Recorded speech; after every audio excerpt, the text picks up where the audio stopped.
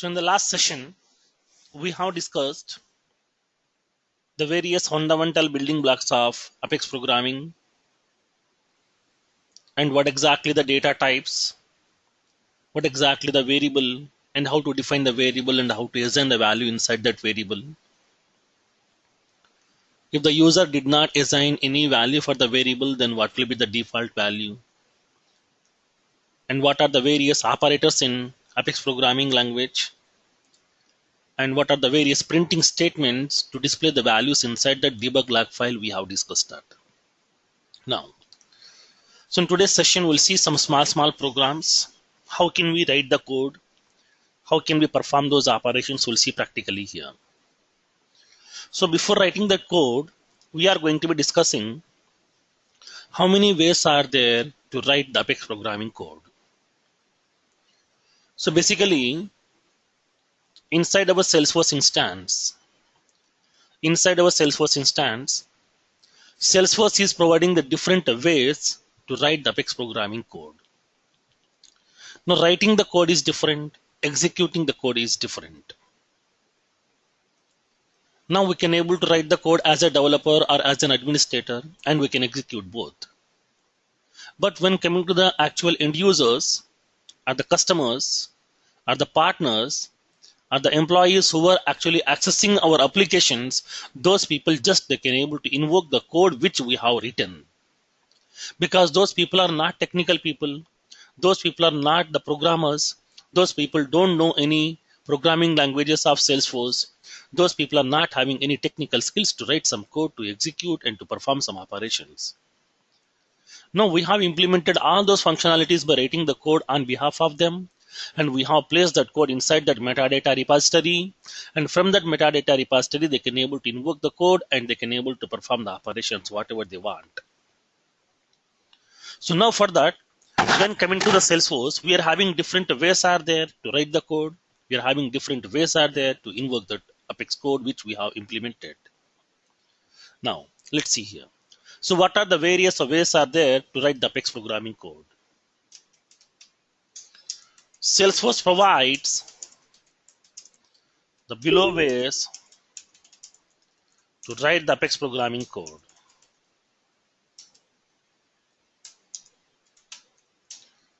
The first one is the standard navigation. So by using that standard navigation also we can able to write the code. Then what exactly the navigation for this standard navigation here? Now let's see.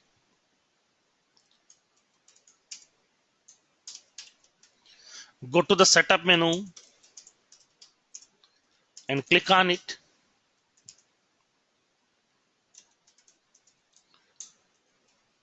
Go to the build menu in the left panel.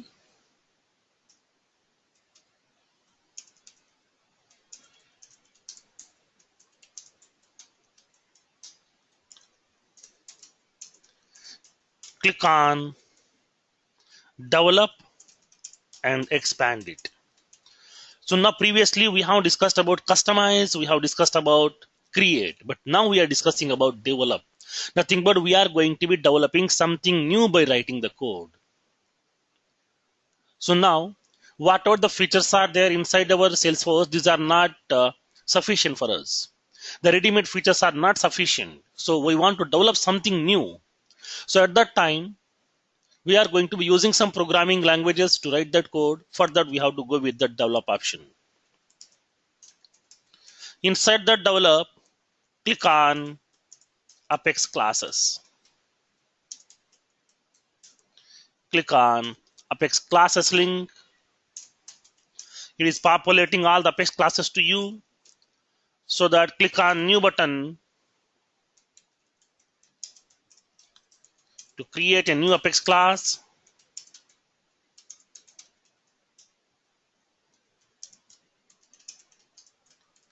Write the code inside the class and then click on save button. As soon as when you click on save button, the code will be sending to the first.com platform. It will get compiled and it will execute that code. Now, the observation. Once the user click on save button,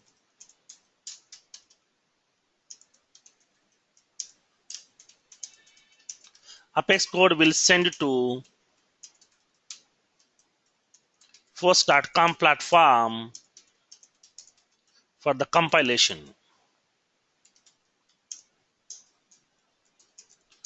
Once the successful compilation is done,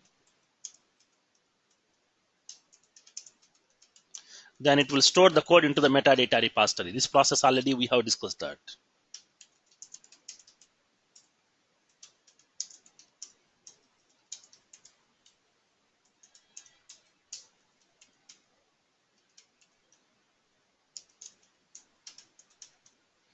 So this is the actual process is going to be happening when coming to that Salesforce. So now the first way is the standard navigation. By using that standard navigation, we can able to create our own Apex class. Inside that Apex class, we can able to write that code, and then we can able to save this code into the metadata repository here. Now, the second way, by using developer console. Here also we need to create that Apex class, and then inside that Apex class we need to write the code, and we can able to save that code inside that metadata repository. So for that, go to your name on the top right corner,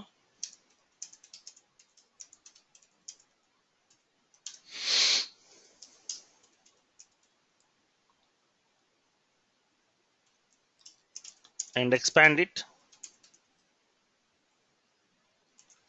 Click on developer console link,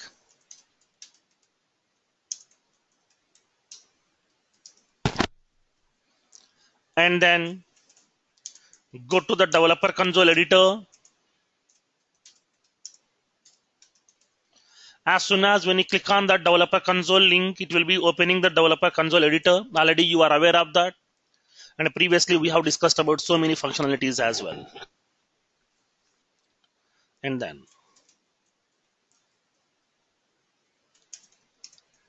click on file menu and expand it.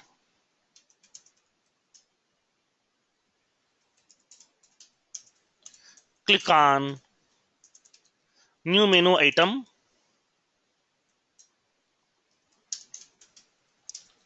and inside that new menu item it is going to populating one more sub menu to you. Click on Apex classes from the sub menu items. As soon as when you click on Apex classes, it is going to be providing a small dialog box to you. Inside that dialog box, there will be a text box to enter the name of the Apex class which you want to create inside your Salesforce instance. So for that here, we have to enter the Apex class name inside the text box provided by the dialog box.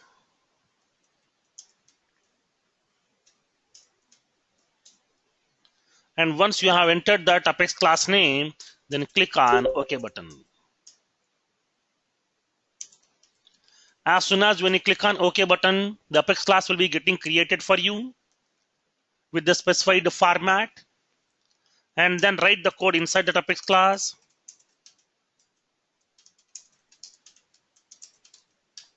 Write the code inside that Apex class.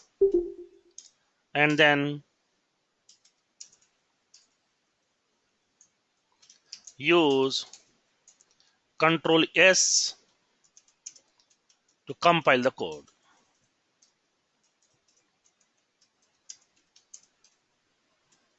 So here there is no save button is available here. So why? Because is when coming to the developer console will provide an auto save option to you. Nothing but for each and every 10 fraction of seconds, automatically your code will be sending to the force.com platform for the compilation. Generally what happened is Salesforce is purely a cloud platform. Now we are using that browser. Inside the browser we are writing that code. Inside the browser we are writing that code. For example, I'm developing a very lengthy program. Now I have written some 100 lines of code. When I click on save button, suddenly internet connection has been disconnected. So at that time, what about my data? What about the 100 lines of code which I have written? The whole data will be getting lost. So for that, here what happened is when coming to the Salesforce, it is providing an auto save option by default. When you go to your Gmail application, whenever you are going to be typing some message, for each and every 5 fraction of seconds, your code will be saving like as a draft automatically. It will be saving auto save option here. Like the same way here also, for each and every 10 fraction of seconds, your code will be sending to the first.com platform for the compilation. If there is any issues are available, compilation errors are available, immediately it will be displaying to you automatically by default. So for that here, there is no specific save button is available inside that. Automatically for every 10 fraction of second, the code will be sending to the first.com platform for the compilation. If you want to save it explicitly, okay, if you want to save it explicitly, then we can use that shortcut called as Control Yes. Now, so now make a note of it here. This is a option is available to you here. Developer console provides an auto save option which sends the code to the first.com platform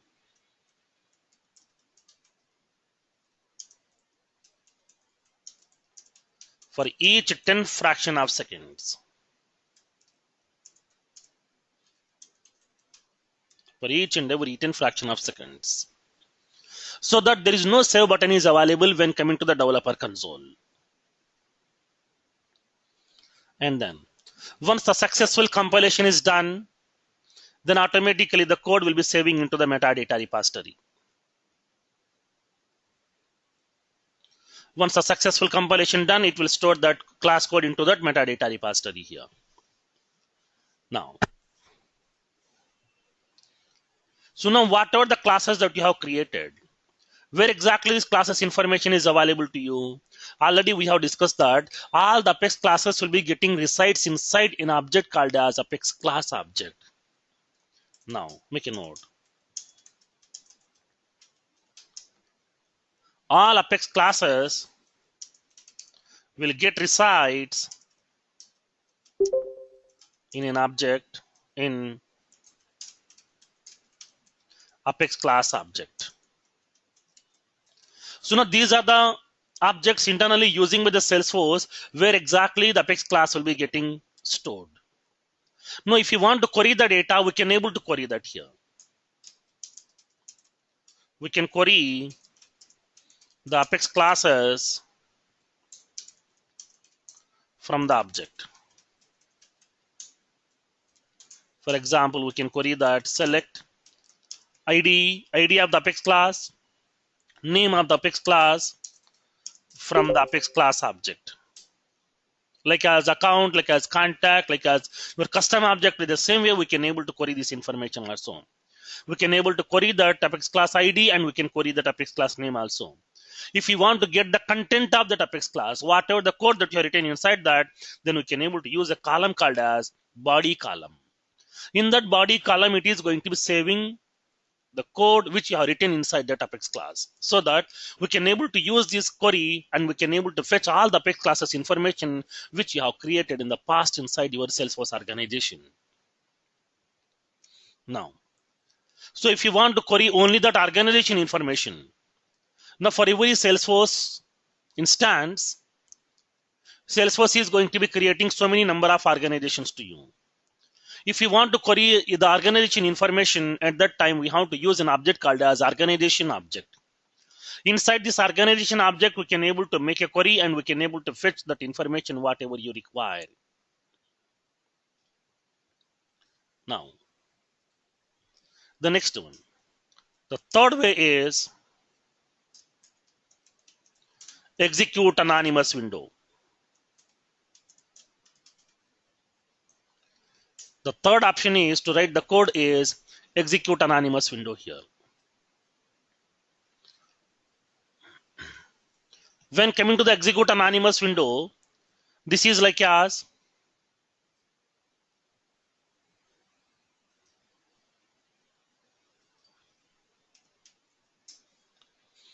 Now, when coming to the execute anonymous window will be providing a flexibility like as an immediate window. Like whatever the code that you want to write, whatever the code that you want to execute, that code we can able to write and we can execute from the same place itself. Now, then how can we write your code inside this execute anonymous window? Now we will see practically here. Now for that we are having this navigation part. So now execute anonymous window, go to this execute anonymous window. For that here, go to this navigation, go to your name on the top right corner, and then go to the developer console. Once you go to the developer console editor, then simply click on an option called as shortcut called as Control E. Or else if you want to go with the navigation, then click on debug menu and expand it. And the fourth option is click on open execute anonymous window menu.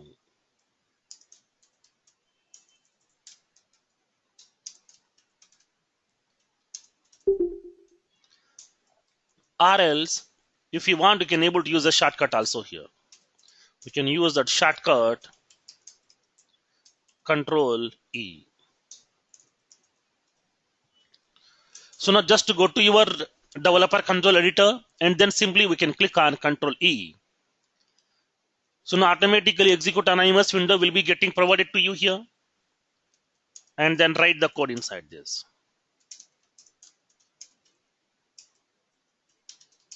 Inside the editor, and sixth one, click on execute button to execute the code. So but here the problem is whatever the code that you have written inside this execute anonymous window, whatever the code that you have executed from this execute anonymous window, this code will not be saving into the metadata repository. The previous two options which we have used, like the standard navigation, developer console. So whatever the two ways that we have used previously, though from those two ways, whatever the code that you have written, that code will be getting compiled, that code will be saving into the metadata repository here.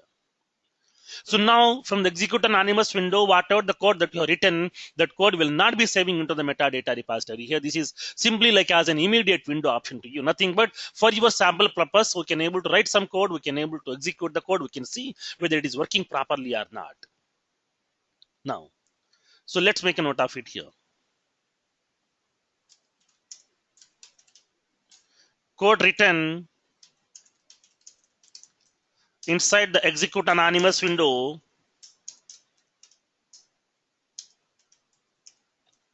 will not get saved into metadata repository. Metadata repository. Just we can able to write the code, we can able to execute, and we can see the result as well here. And the fourth option, we are having that Eclipse IDE. Okay, Eclipse IDE. So these are the four ways are there in order to write your code inside your Salesforce instance. Now Salesforce is providing these four ways in order to write your Apex programming code. One is the standard navigation. Second one is the developer console. Third one is the execute anonymous window. Fourth one is the Eclipse IDE. In the future classes, we are going to be discussing how can we connect your Salesforce instance with the Eclipse IDE, and then how can we write the code inside the Eclipse IDE, how can we run, how can we deploy the code by using this Eclipse IDE also we'll see practically. During the deployment concept, we'll see what exactly the chain sets, how can we deploy the code by using chain sets, and how can we deploy the code by using Eclipse IDE, and how can we deploy the code by using the Ant migration, we'll see practically during that deployments concept. Now, so now once the code has been getting written, then how can we execute this code? How many ways are there in order to invoke the Apex code here? We can invoke the Apex code with the below options. So now basically we are having 8 ways are available in order to invoke your Apex programming code. The first way is by using execute anonymous window. From the execute anonymous window, we can able to invoke that code. By using triggers, we can able to invoke that Apex class code. And the third one is by using Visual Force programming, nothing but the Visual Force pages. Inside the Visual Force page, we can able to place a button control. When you click on that button control, we can able to call that associated method also from your Apex class. So for that here, by using the Visual Force pages also, we can able to invoke that Apex class code. And the fourth one, by using batch Apex programming. By using that batch Apex programming also, we can able to invoke your Apex programming code. By using schedule programming also, scheduling that Apex programming. By using schedule Apex programming also, we can able to invoke your Apex programming code. And then by using email services. So by using your email services also, we can able to invoke your Apex programming code.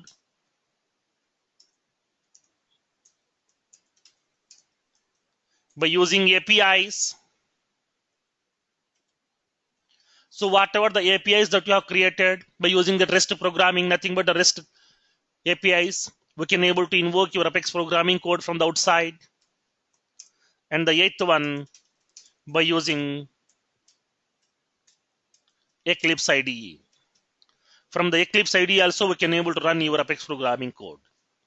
These are the various ways are available by which we can able to invoke your Apex programming code. Now totally we are having that 8 ways are available. We can execute the code by using execute anonymous window. We can execute the code from the triggers, from the Visual Force pages, from the batch Apex programming, from the schedule Apex programming, from the email services, from the APIs, and from the Eclipse IDE. So these are the various ways are there from which we can able to invoke your Apex programming code. And then how can we write your Apex programming code? How can we compile? How can we execute that code? We'll see practically over here. So now each and every option I will show you practically now, and then we will move forward to that writing our programming code by using execute anonymous window here. Why? Because is here the basic programming we are going to writing inside that execute anonymous window. So now why? Because is inside this developer console, inside this standard navigation, we have to create our class, and inside the class we have to write the code. But we haven't discussed about what exactly that class, what exactly the object, because we are into that the basic programming. Once we are done with the basic programming, then we will move forward to that object oriented programming. There we are discussing about what exactly a class, what exactly an object, what exactly the methods, how to write the code, how to call those methods. We'll see practically over there. So for that here, just I will show you that practically, and then how can we write that code. Now first to go with that standard navigation. Let's go to your Salesforce instance. Click on that setup menu on the top right corner. Go to the left panel. Inside the left panel, go to that build menu. Inside the build menu, click on develop and expand it. Inside that develop menu, you will be having an option called as Apex classes. So now we will be having that Apex classes here. If you want to create your own Apex class, then go to that Apex classes link. Go to that Apex classes section. Inside it is populating all the Apex classes which we have created in the past. So now we have created a basic Apex class with the name sample. So now this class will be getting populating to you over here. Now, if you want to create your own new Apex class, then click on that new button. You will be having that new button is available here. Now click on that new button in order to create a new Apex class. Click on new. It is providing a small editor to you, nothing but this is the editor where exactly we are going to be writing that Apex programming code here. Now, whenever I'm typing that information, displaying like as a very, very small, the font size. If you want to increase that font size, then you can use that, the bigger symbol of capital A. If you want to decrease the font size, then you can able to use that a small a. Now we can able to increase the font size also here. Now, here we can write that code. For that, we have to define that class. I'm defining a class. Okay, don't worry about that. When moving forward, we'll see what exactly a class and what is the syntax of the class, everything we'll see practically. For the sample purpose, I'm showing to you right now here. Public class, I'm defining account class. I'm defining a class with the name account class. Inside this class, I'm going to be defining some variables here. I'm specifying some public integer account ID and the public string account name, location, email ID. Public boolean is account active. Public decimal, annual revenue. So now these are the various variables that I have defined inside that class here. So now what exactly the syntax of the class and what kind of functionalities we can write inside the class, we'll see in the during the Apex object-oriented programming concept. Now, once you have written your Apex programming code, once you're done with your Apex programming code, then you have to click on that save button in order to save this code. As soon as when you click on this save button, the code will be sending to the force.com platform for the compilation. If the successful compilation is done, the code will be saving into your metadata repository here. So now once the metadata repository code has been saved, you can able to invoke this class multiple times whenever you want, wherever you want, based on your need.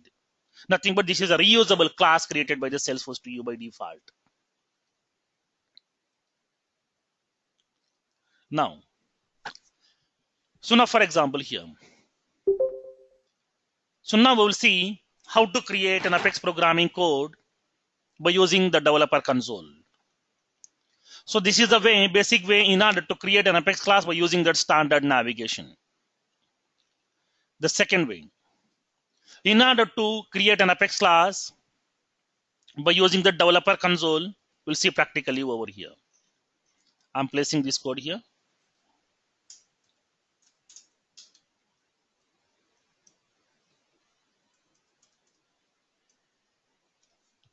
Now, so now I'm creating a new Apex class by using the developer console right now. Go to your name on the top right corner and expand it. Click on developer console. When you click on the developer console, it is going to be providing a developer console editor to you. Inside this developer console editor, we can able to create your Apex class also over here. How to create our Apex class by using developer console editor, now we'll see practically here. Once the developer console editor has been opened, go to that file menu on the top menu bar and expand it. Inside that you will be having some items are available, nothing but menu items are available. Click on that menu item, nothing but the new menu item. Automatically it is opening a submenu to you. Inside this submenu, click on that submenu item called as Apex class. As soon as when you click on Apex class, it is providing a small dialog box to you. In this dialog box, it will be asking you to provide the name of the class which you want to create right now. I'm giving my class name as contact management. Contact management. Click on OK. Now your Apex class will be getting created for you here. Observe the difference here. If I'm using that standard navigation, inside that editor, we have to write everything. Public, class, class name, everything we have to write. But here, when you go to that developer console, it is giving that flexibility to you. Whatever the class that you are going to create, if you are giving that class name inside the text box, automatically it is creating the class or structure to you. Now the class template is available to you ready-madely here, so that we can able to write the code whatever you want inside that. Now let's see here. I'm defining some variables here. Public string first name, last name, email, phone, and the fax. These are the variables that I have defined inside that. And the public boolean is customer active. I'm defining that variable. And along with that, I'm using that variable public integer customer ID. So now I have defined these variables here. For each and every 10 fraction of seconds, automatically your code will be sending to the first.com platform for the compilation. So now observe this one here. Already we have discussed that as part of Apex programming language, as per the basic fundamental rules, each and every Apex programming statement has to be ends with a semicolon. That is a fundamental rule. Now when coming to my line, nothing but when coming to my statement, now here we have defined a Boolean variable. Now this variable I don't want to close it properly here. So now every statement has to be ends with a semicolon, but now I'm removing the semicolon. Observe what will happen here. No, I haven't saved this code because there is no save button is available. Observe what will happen. So now observe what happened. Have you identified any new thing? Here, when coming to your code, now in this particular line, it is providing a small red color exclamation symbol to you. This exclamation symbol is going to be indicating this is the place where exactly some errors has occurred. Then how do you know what is that errors occurred? How many errors are occurred? Now inside this tab bar, it is providing the problems tab. In that problems tab, it is going to be indicating a red color one symbol. Nothing but it is indicating that one error is available. Nothing but one compilation error is available over here. So now at that time here. So what is that error message? When you expand that, when you click on that problems tab, it is providing that error message to you. Unexpected token public. Nothing but after this particular statement, it is expecting a semicolon, but unexpectedly it has been get that value called as public here. Nothing but this statement is not ended properly. So now what I'm doing is, now I am going to be making a semicolon over here. Now I'm not saving any code, just I'm sitting idle. Now let's see what will happen in this case. For every fraction of second, the code will be sending to the first.com platform for the compilation. Now all the statements are ended properly here.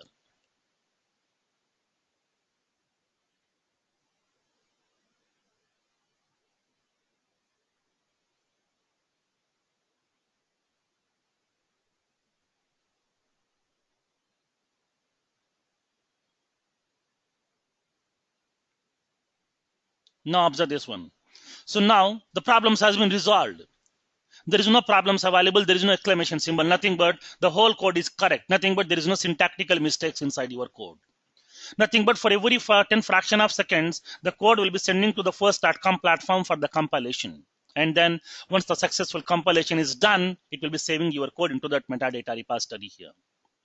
Then whatever the Apex classes that you have created, then how do we know how many Apex classes we have created as of now? If you want to query all those Apex classes, then you can go to that query editor. Inside that query editor, we can able to query those Apex classes information also here. Like a select ID, comma, name of the Apex class, we can able to query from Apex class object. Apex class is a standard object given by the Salesforce to you in which it is storing all the Apex classes which you have created. Once you have typed that query, when you click on execute button, all the Apex classes names will be getting populated to you. So these are the various Apex classes are available inside your Salesforce organization, like as sample class, account class, contact management, like that. These are the classes we have created as of now over here. So now we can able to see the ID of those Apex classes also inside that. Now if you want to get the content of that Apex class, then we can able to use that column also. Now to get that content, we are using that body column. When you click on execute button, it is going to be getting that Apex class ID and the name of the Apex class and the content also. Nothing but for that Apex class, what will be the content that you have written, we can able to get that content also over here. So now this is the content is available. If you want to see that content, just a double click on that content line. automatically the whole line will be available inside that editable format. Copy that by using Control A, Control C, go to your editor. You can go to a new window and you can able to paste it over here. Whatever the code that you have written, the whole code we can able to fetch over here. Now this is the code we have written over here. The whole code is available to you.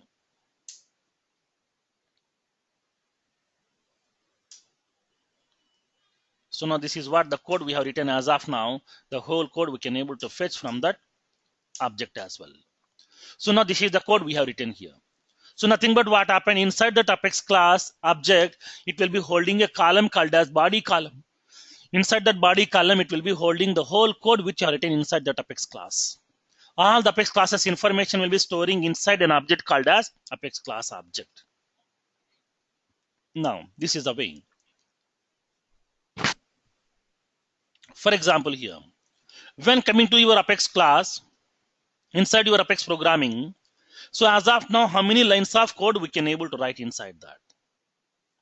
Inside an Apex programming code, how many lines of code can we write inside that? Do we have any limitation or not?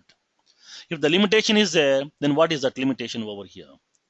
Now let's see that limitation as well here.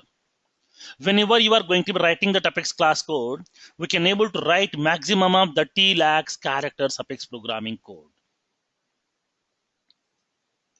Now, there is a limitation is available to you. Make a note. We can write maximum of 30 lakhs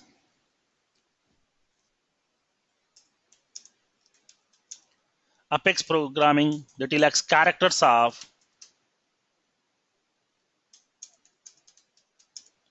Apex programming code. Okay, Apex programming code. Once you are reaching to the Apex for 30 lakhs characters and you cannot able to write some more code here, then what we can do? Now this limitation is not only for the developer, free developer edition. This limitation is available for every edition available in Salesforce. It may be contact manager edition. It may be group edition. It may be professional edition. It may be enterprise edition. It may be unlimited edition. It may be performance edition. It may be free developer edition, anything. What are the editions that we have discussed? For every edition, this limit is fixed. This will be common limitation given by the Salesforce to you.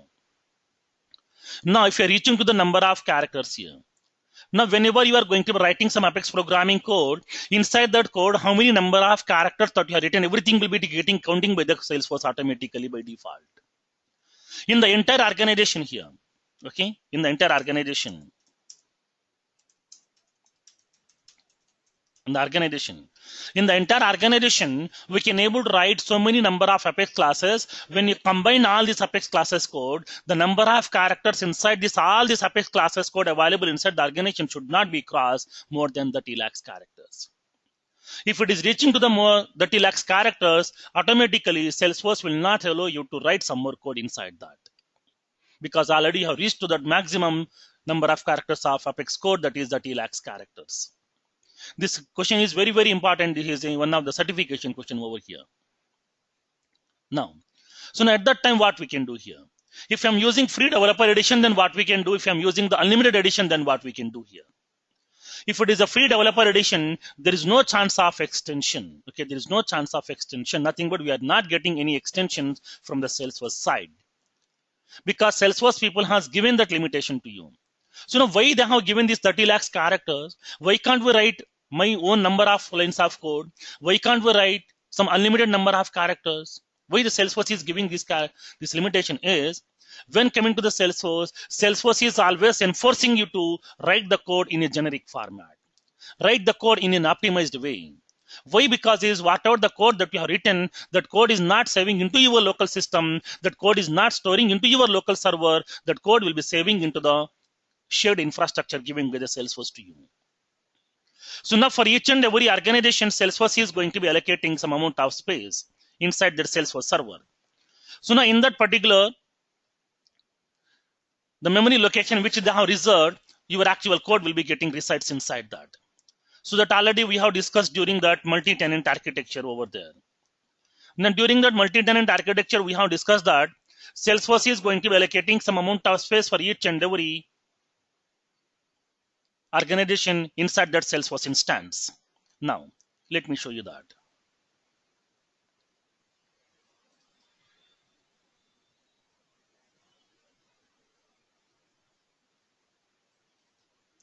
Now, so now assume that this is that Salesforce instance, nothing but the Salesforce server. It may be AP server, nothing but AP2, AP4, NA14, NA45, AP EU6 or whatever. It may be any server here. Already you are aware of the various regions available in Salesforce here. We are having that Asia Pacific region, we are having North America region, we are having the Europe region. In each and every region, Salesforce is maintaining some number of servers to you over here. Already you are aware of what are the various server instances are available. In the AP region, we are having AP0 to AP4, nothing but AP0, AP1, AP2, AP3, AP4. These are the 5 servers are available in the Asia Pacific region. In the North America region, you are having from NA0 to NA45. Totally 46 servers are there. In EU region, we are having EU0 to EU6. Nothing but totally 7 servers are available. In each and every server, it may be any server over here. In each and every server, they will be having some amount of memory space is available. This memory space they are going to be allocating to each and every customer separately. Whenever you are going to be creating a new free developer Salesforce account, inside this Salesforce server, Salesforce is going to be allocating some amount of space to you. Like as one tenant, it is allocating some amount of space to you here. Now in that space, your applications, your data, your Apex characters, your Visual Force programming code, everything will be getting resides inside that.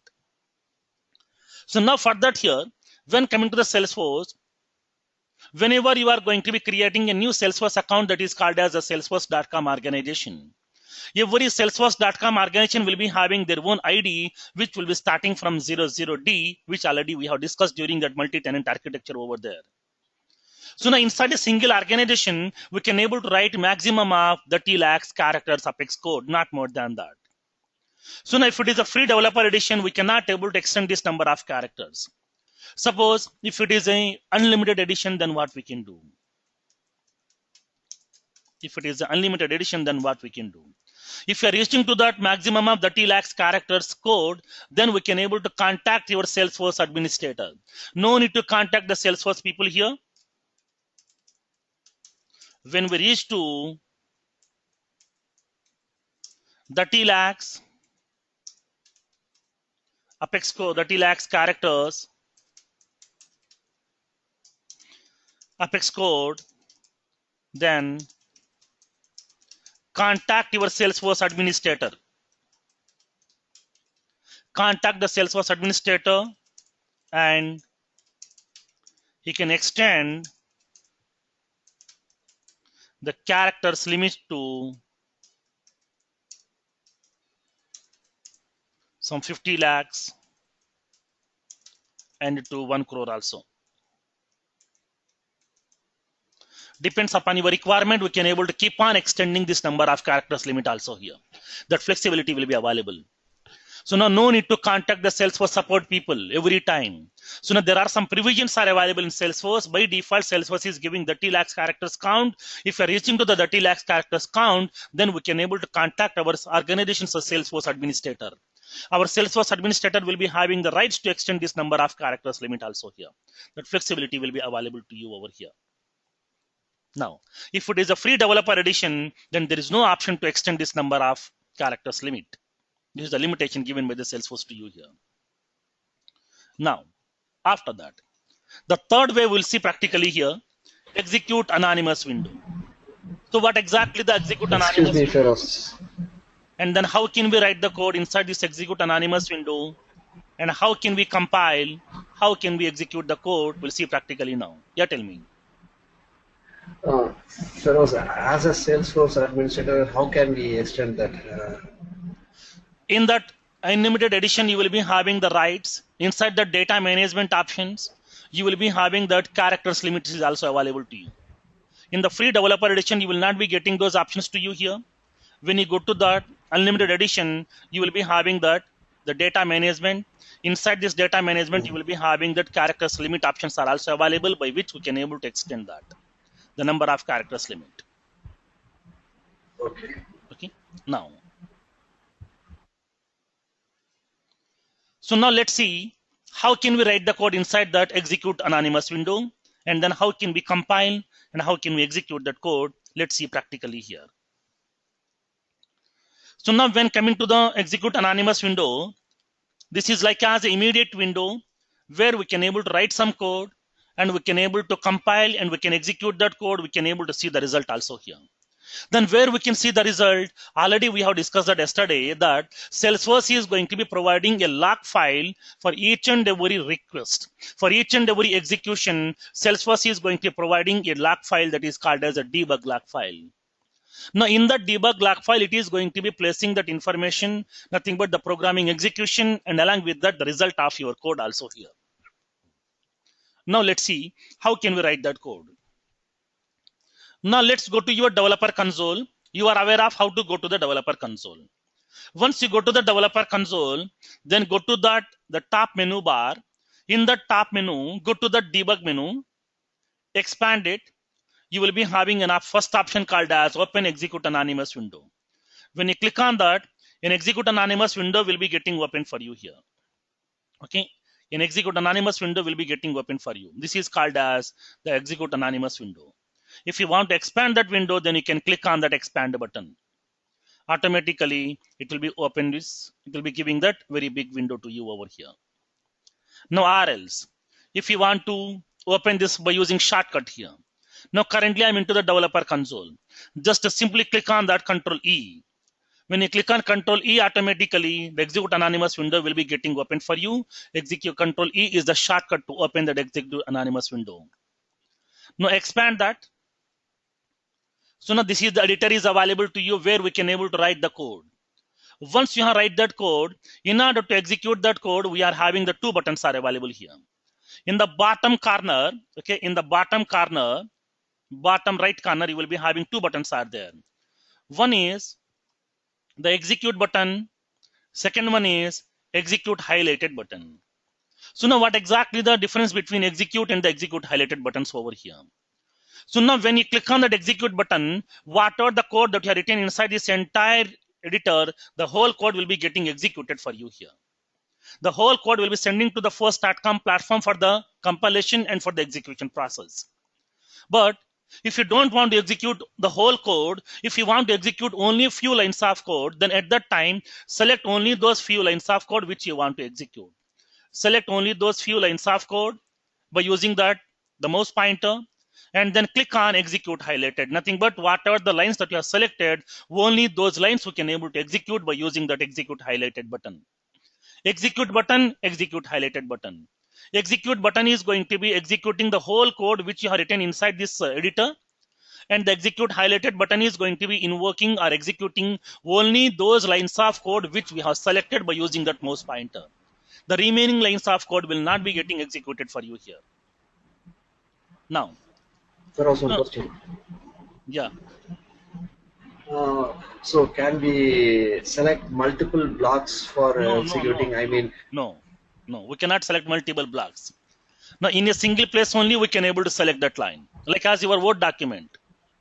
Okay, we cannot select the multiple blocks of that code. Okay, we can select only one block here. That block of code we can execute. okay. Thanks. There was one question. Can I insert the data with anonymous window and also delete the records? Yes. So now by writing the code inside this execute anonymous window, you can perform all the operations whatever you want. We can insert the record, we can update the record, we can delete the record, everything we can do. But whatever the code that you have written here, this code will not be saving into the metadata repository. That's it. Okay. All the operations you can perform. Now, so now we'll see how can we write this code over here. So now let's take a small program over here. Let's take a small program. So now my requirement is write an Apex program to display welcome message. I want to write a small program in order to display that welcome message here. Nothing but what happened, I want to print some message like as welcome. Then how can we write the code? How to display that code here? In order to print that message, what is that function that we have? Yesterday we have discussed about a class called as system class. Inside that system class, we are having a method called as debug method. This debug method is going to be printing the message which we have specified inside the method inside your debug log file. For each and every request, Salesforce is going to be generating a debug log file. In that debug log file, it is going to be describing the whole execution of your program which we have executed. So now inside the debug log only, it will be printing that message to you here. Then how can we write that code? We'll see practically now. Now in order to print that message, we are going to be using a class called as system.debug message. Now debug is a method, system is a class. So now inside this class, we are having a ready-made method called as system.debug, like as printf statement in our C programming, cout statement inside our C++ programming, system.console. The read line or the write line, this is like as some Java. Like that here, we are going to be using our own Apex provided method that is called as debug method, which is available inside a class called as system class, system.debug. You can specify the message which you want to print. Welcome to Apex programming. So whatever the message that you want to print, that message is nothing but a string. If it is a string value, then compulsorily we have to enclose into that single quotes. Okay. Whatever the message that we are going to print, if that message is a string, then we have to enclose that string into a single quotation. That's it. Now this is the line that we would like to write in order to execute your code here. Now no need to include any header files, no need to import any packages, no need to add any namespaces inside that. Directly we can able to write that code. Now let's go to your developer execute anonymous window. Go to this execute anonymous window. I'm writing that code system.debug.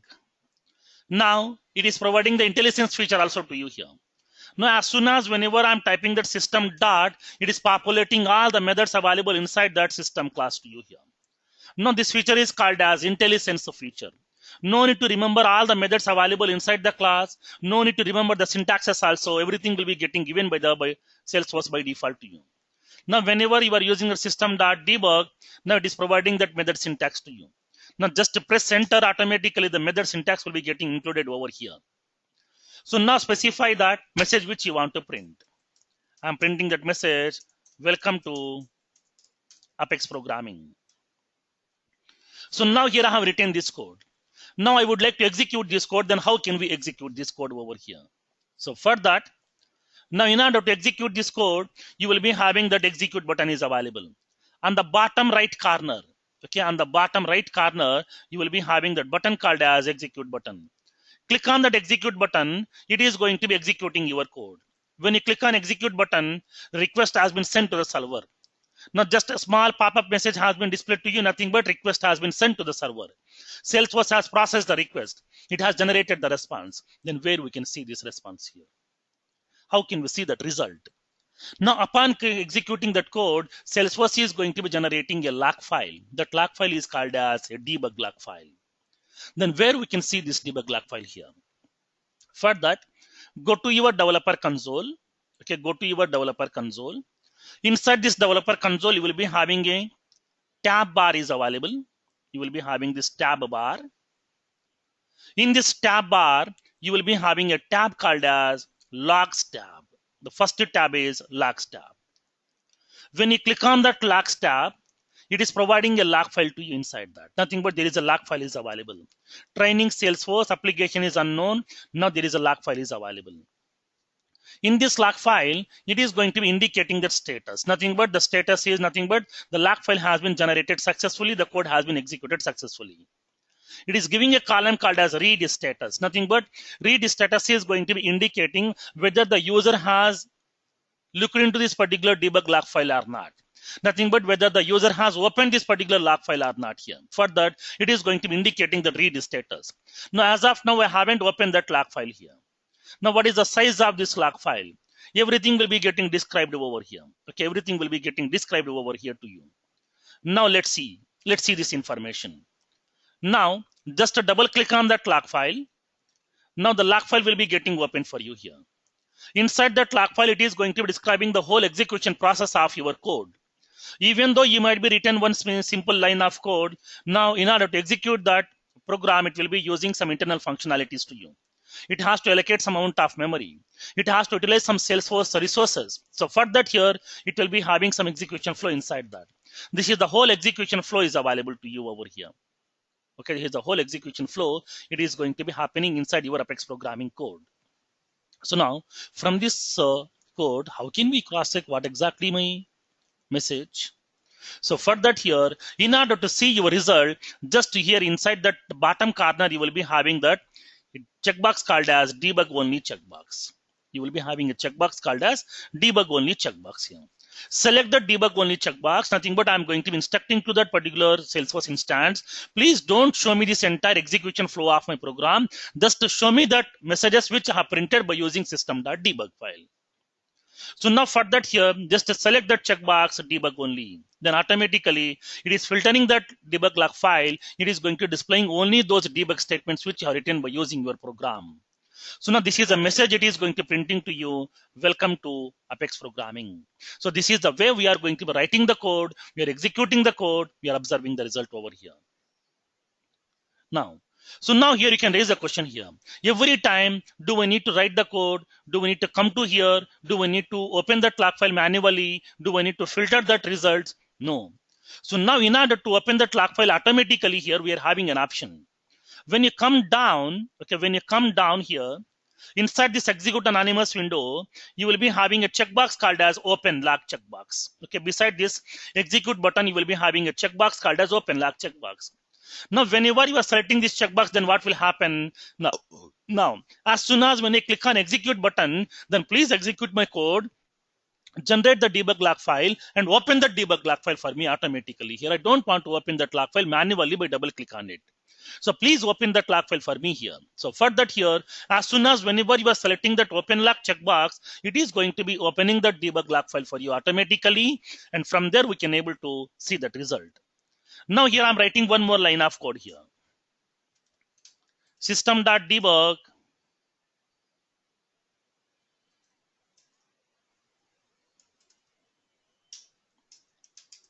This is my first Apex program. This is my first Apex program. So now I'm executing this code right now over here. So now at that time, I have selected that open log checkbox. Click on execute. The request has been sending to the server. The request has been sent. When you go to the developer console, the log file has been opened for you.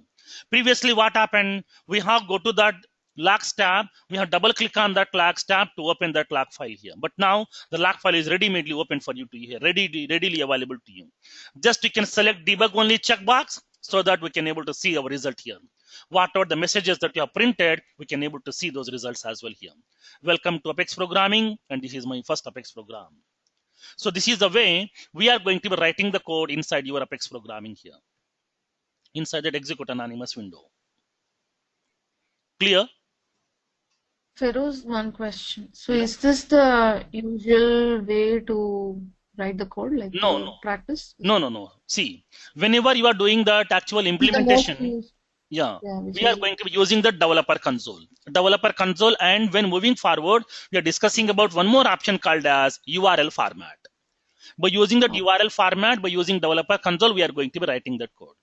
But here for the sample purpose, we are going to be writing some code over here. Once we are moving forward to the object-oriented programming, everything we are writing inside the developer console itself. So you will not use this anonymous window mostly in the this execute anonymous window is used to execute your code. Okay. And Feroz, what is the difference between Visualforce and this execute window? See, so now Apex classes and Visualforce. See, Apex classes are nothing but used to implement the business logic here. For example, assume that this is my application. So now for every application, you will be having the 3 layers will be available. One is the backend part, nothing but the database part, where exactly my data will get resides. In order to create some records inside the table, in order to modify, in order to delete and everything, we need to create some graphical user interface. Because as a programmer, we know how to insert the record, how to delete the record by using the different ways. It may be by using data loader, it may be by using Apex programming, it may be by using anything. But my customers, my end users, my partners, those people are not aware of how to write the code and how to execute the code, to insert the record, to manage the records. For that, here we are going to be designing our own graphical user interfaces. Now, this graphical user interface is nothing but the front end part, or the presentation, or view, or the user interfaces, or the screens, or whatever. Now, this is nothing but your Visualforce page. In this Visualforce page, what we have a graphical user interface is available. Okay, we have a graphical user interface is available here. In this graphical user interface, we are having the buttons are available, save button and the cancel button. After entering some data inside this field, as soon as when you click on that, the save button, the record has to be get saved. Then where it has to save that record inside the same table. Then how this graphical user interface will know this is the database to which we need to interact. This is the table in which we need to store the data. This is the columns in which we are going to storing this field's information. It doesn't know all these things. This graphical user interface is not having that much of intelligence here. So for that here, as soon as when they click on save button, internally it is calling one method which is available inside your business logic, nothing but Apex programming. That business logic is nothing but the mediator component between the front end and the back end here. What are the functionality that we are going to implement? The whole functionality we are going to writing with the help of the business logic, which can be done with the help of Apex programming language. This Apex programming code we can able to write inside the developer console, or the standard navigation, or the execute anonymous window, or the Eclipse IDE, whatever. By using those ways, we can able to write your Apex programming code. Okay. Visualforce is the front end, and then this will be the back end part. Nothing but the business logic part. Apex is the back end part. So whatever the Salesforce application we already have, the user interface is done by Visualforce? Yeah, that is the page layout, right? So now by default, Salesforce is going to providing some page layout to you by default here. But if the so even if layout we create our own, it will look like what we are seeing now in Salesforce. So we are creating our own also here. We can create our own based on your requirement, whatever you want. Suppose, for example. Yeah, but it will look like the same what we are seeing, which is already there in Salesforce. Yeah, I will tell you here. Now, what exactly the requirement to go with that? For example, I'm having that account object here. Whenever I'm creating this account object, it is providing that record types option. I have selected that record type, which I need to select to create a new record. Now, this is the page layout given by the Salesforce to you by default for each and every object. Now, by using this page layout, we can able to create some records and we can able to manage the records also. So, but at that time, inside that page layout, we have discussed about the page layout customization. Okay, we have discussed about page layout customization. So now in this particular page layout, we have defined the whole features into the various sections, like as account information section, background verification section, address information section, and the additional information section. Like that here, we have divided the whole sections. In each and every section, we have placed some fields in the multiple columns. Now this is one column. We have placed some fields inside that. This is the second column in which we have placed some fields inside that. But my requirement is I want to place the fields in 3 columns. I want to place the fields in 4 columns, 5 columns, 10 columns. Then how can we place? Page layout customization will not be allowing you to place the fields in more than 2 columns. Page layout customizations will allow you to place the fields in either 1 column or maximum 2 columns, not more than that. But sometimes there is a requirement that we need to place the fields in multiple columns, like 3 columns or 4 columns or 5 columns. At that time, the normal page layout will not be get supported. So at that time, we have to go with our Visualforce pages. We have to design the similar kind of user interface, but instead of placing the fields in 2 columns, we can place the fields in 3 columns also, or 4 columns also, or 10 columns also. Depends upon your need. So because when coming to the page layouts also, we are having some limitations are there. In order to go over those limitations, we are going to be using that particular Visualforce pages. Now, one more requirement I will tell you here. Let's see. So now when coming to this particular Visualforce pages, we are having that when coming to this standard layout, we are having that save button. After entering some data inside this account record, when you click on save button, automatically your account record will be getting saved. But it won't verify with this account name already an account record is exist or not. It won't cross check that. Blindly it will be saving this record into that associated object here. But my requirement is here, as soon as when I click on save button, it has to verify with this name already an existing account record is exist inside my table or not. If the record is exist, then it has to show some message with this name already an account record is exist. If the record is not there, then it has to insert my record here. So like that, I need to have some deduplication process also here. I need to have some deduplication process where it has to cross-check the duplication first. If there is no duplicate records are there, then it has to insert that record into my associated object. Okay. So, but at that time, when coming to the normal standard page layouts, these are not providing this kind of functionalities to us, so that we have to go with that Visualforce pages. In order to design your own customized user interfaces, in order to provide your own customized business logic, then we can able to use your own Visualforce pages as well. Okay. Feroz, I have a question from one of previous class regarding the sharing. Okay. This question asked in one of the interview which I recently attend. They asked me why we use the programmatical approach for the sharing, and when to use the declarative. I know the declarative, but I don't differentiate between when I should choose the declarative and programmatic. Okay. So now declarative and the programmatic, these are the two different ways are available to you here.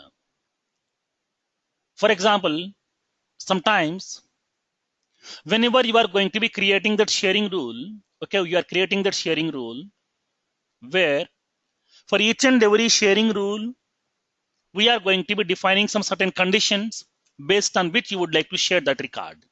See, when coming to the sharing rules, as we have discussed that,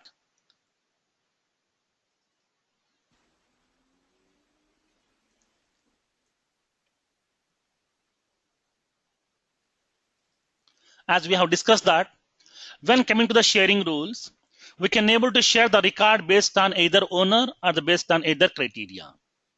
Whatever the criteria that you have specified, that criteria will be fixed. Okay, that criteria will be fixed. But sometimes my requirement is I would like to define that criteria dynamically at runtime. Okay, dynamically at runtime, based on my criteria, I want to make my record to be get visible to some other people here. So at that time, we can able to go with that Apex sharing. By using that Apex sharing, we can able to share the records through programmatically also here. But here, we have to create the multiple sharing rules. Okay, we have to create that multiple sharing rules over here. Now, if the criteria is like this, then share the record to this person. If the criteria is like this, and share the record to this person here. Like that multiple sharing rules we have to create. But at that time here, the conditions which we have specified, they will be static. We cannot make it as dynamic.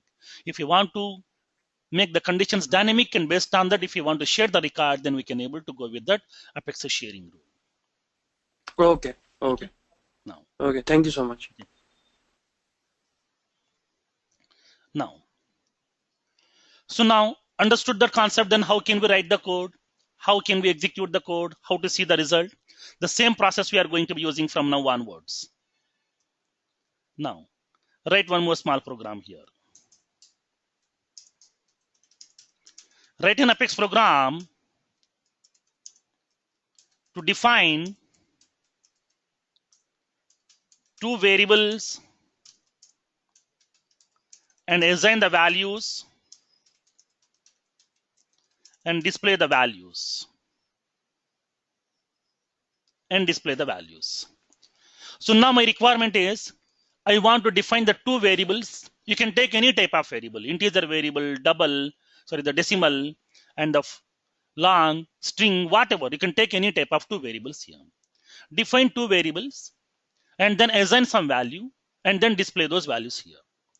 Now, so as already I told you that when coming to the integer variable, even though you may be defining any type of variable, at the time of definition itself, Salesforce is going to be allocating some amount of memory for that variable by default, because all the primitive data types are going to be supporting the static memory allocation that we have discussed during that primitive data types and the subject data types over there.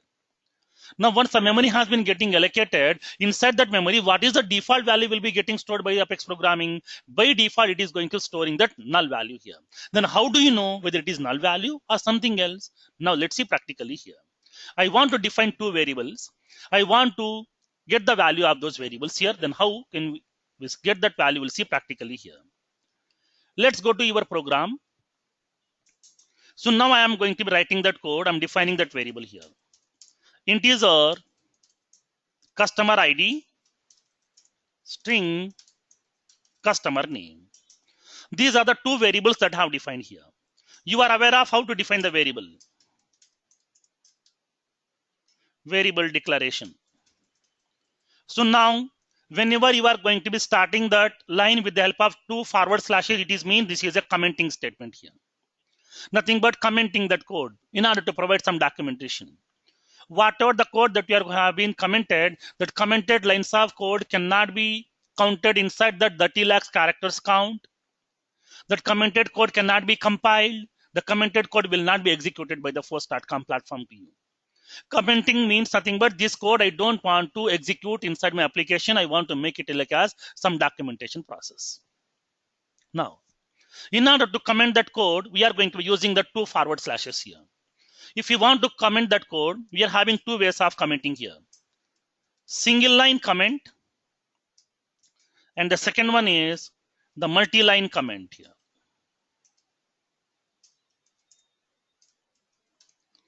So in a single line, if you want to comment only one line, then you can able to specify that the two forward slashes before that string. Nothing but this is the whole code here. Now, Apex code.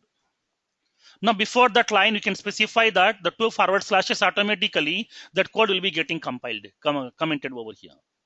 If you're having some multiple lines of code is available, okay, if you're having some multiple lines of Apex code is available, if you want to comment that multiple lines of code, then you can specify that multi-line comment here. Specify the forward slash and a star symbol. And then between that here, you can able to specify that code which you want to comment. Whatever the code that you want to comment, place that code, and then you can specify, you can close that by using star and a forward slash. Nothing but this block is going to be indicating this is the block of statements which needs to be get commented. Nothing but this code cannot be compiled, this code cannot be executed, this code characters cannot be counted inside that elapsed Apex characters code. Now, so this is the functionality of the commenting statement here. Now we are having single line comment, we are having that multi-line comment like as your C programming itself.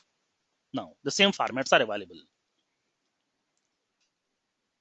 Now, so now here I have defined this variable here. Then how can we display the values of this variable? Here also I'm using the system.debug.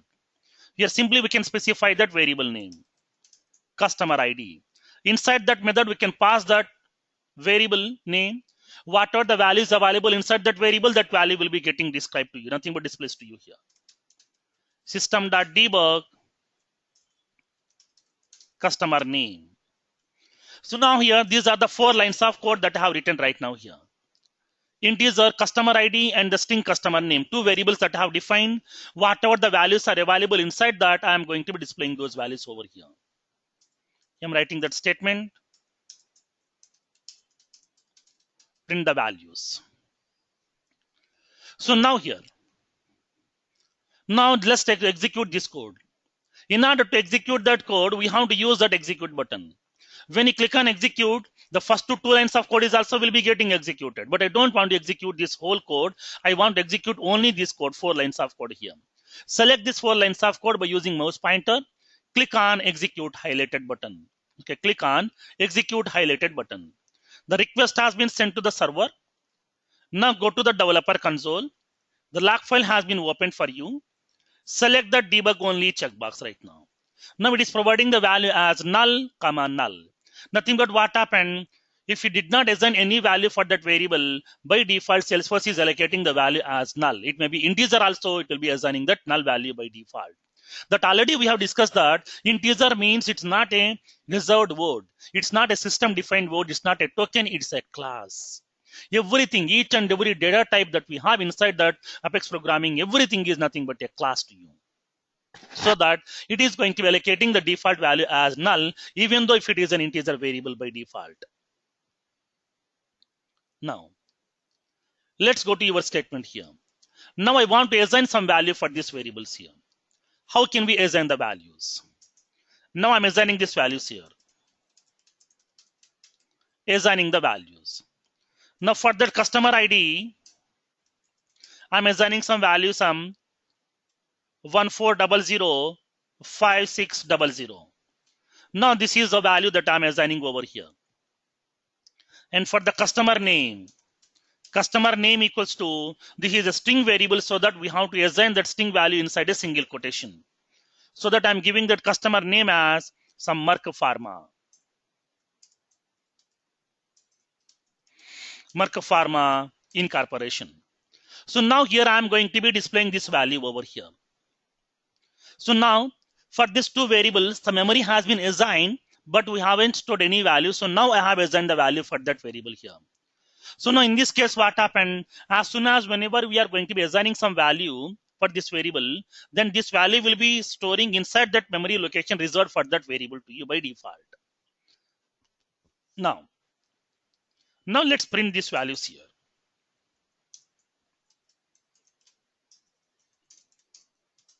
Print the values. I'm using that system.debug. Specify that variable name, customer ID, system.debug, customer name. Whatever the values are available inside these variables, I am going to printing those values here. Now, once you are written this code, I would like to execute this code.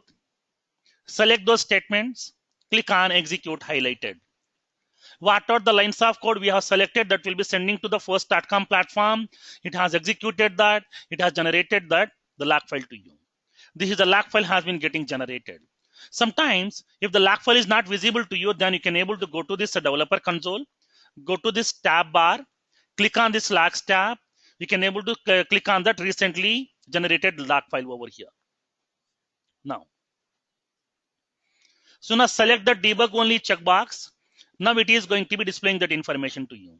The first two statements are going to displaying the value as null, nothing but by default the value is null, and later we have assigned some value over here, like as 14005600 and the Merck Pharma Incorporation. Now it is going to displaying these values over here. Now displaying the value some 14005600. What is this value? Customer ID, balance value, phone number, or what it is here? Then how do we know? So now for that here, what happened here? I am going to be displaying that information in a meaningful format over here.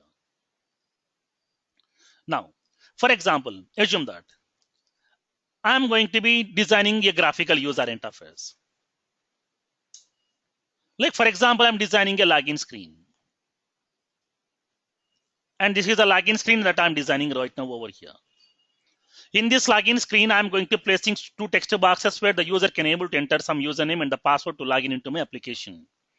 I'm providing the two text boxes. One is the username. One is to enter the username. Second one is to enter the password. After that, I'm placing the two button controls by which the user can able to invoke some actions. He can able to validate my data as well. So now here I'm placing the two buttons. One is the login button, and the second one is the cancel button. I haven't provided any labels over here for along with this text boxes here. Now in this kind of scenario, if I'm designing the graphical user interface like this, then how the people will understand in which text box do we need to enter the username, in which text box do we need to enter the password? It will be raising an ambiguity here. So now if it is a programmer will be aware of that. First text box is for the username, second text box is for the password. But the common people, those people will be not aware of this information, what needs to be get entered. So for that, what needs to be done, we have to provide some label information also here. So along with that button control, I want to place some label over here, like as enter username. I'm providing some label here, enter username. And here I'm providing that label, enter password. Now it is giving some more meaningful information to us. Even though he may be a programmer, even though he may be a common man, even though he may be a business person, everybody will be getting the clear information that the first text box is to enter the username, second text box is to enter the password. Like the same way here, when coming to my values also, we have printed that value. First value is 14005600. And the second value is Merck Pharma. Then what exactly this Merck Pharma? What exactly this value? Then how do we know? For that here, we are going to be displaying that values along with some content also, some messages also here. Nothing but for that, how can we print these values here?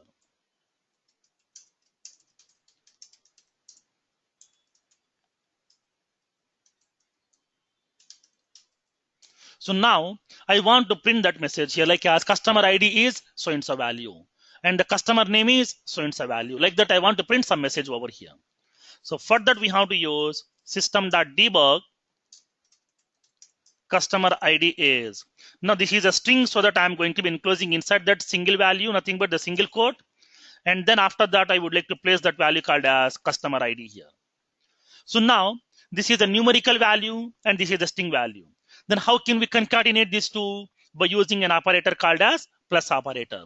In the yesterday's session, we have discussed that whenever you are placing the plus operator between the two numerical values, it is performing that addition operation. If you are placing that plus operator between the two different types of variables, it is performing that concatenation. So for that, here I'm using that concatenation operator called as plus. Like as customer ID is so and so value, the customer ID value here. I'm displaying that value. Customer name is, I'm printing that value, the customer name. So now here we can able to print that value here. Now this is a sample text message which I'm going to displaying like as the label here. So for that, this is a string value, so that we have to enclose into that single quote here. Now let's execute your code right now. Click on execute. The request has been sent to the server. Server is loading that response debug log file to you. Once the debug log file has been getting opened, then click on that debug only checkbox. Now it is providing that information to you that the customer ID is so and so value, customer name is so and so value. Now it is going to be giving some clear information to us. Okay. Now it is giving some clear information to us. Not only ourselves, everybody can able to understand that this value is the customer ID and this name is the customer name. So this is a way we are going to be writing some small basic programming when coming to the Apex programming here. In tomorrow's session, we are going to discuss about few more programmings here. Now from today onwards, everything we are going to be discussing through programmatical itself. All our programs, but we have to do the practice here. Now do these small programs, do the practice so that you feel comfortable how to write the code, how to execute the code, how to come to that debug log file, how to see the result inside that. Do some basic programming, nothing but whatever the program that we have discussed as of now, just we can able to do that practice so that we can feel comfortable with that navigation, how to write the code and how to execute that code, how to see the results over here.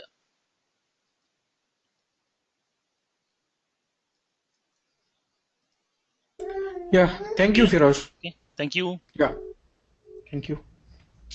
Thank you, Firoz. Thank you.